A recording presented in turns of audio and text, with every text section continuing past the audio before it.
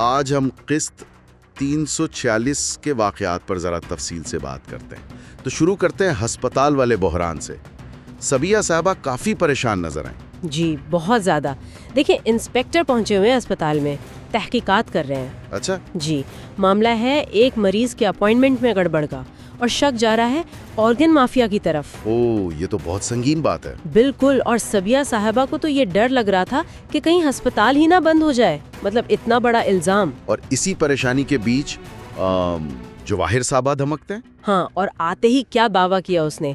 कहता है गुर्दे के गैर कानूनी फरोख्त के पीछे मैं हूँ, ये सारी साजिश मैंने की है। क्या वाकई? मतलब क्या वो सच बोल रहा था या सिर्फ दबाव डालने के लिए? जवाहिर की धमकियां बढ़ती जा रही हैं। जी, काराबे खानदान की इज्जत दांव पर लगी है, और दिलान और खासकर बरान अभी तक असल दुश्मन से बेखबर है। उसे पता ही नहीं कि ये सब कौन कर रहा है। बिल्कुल।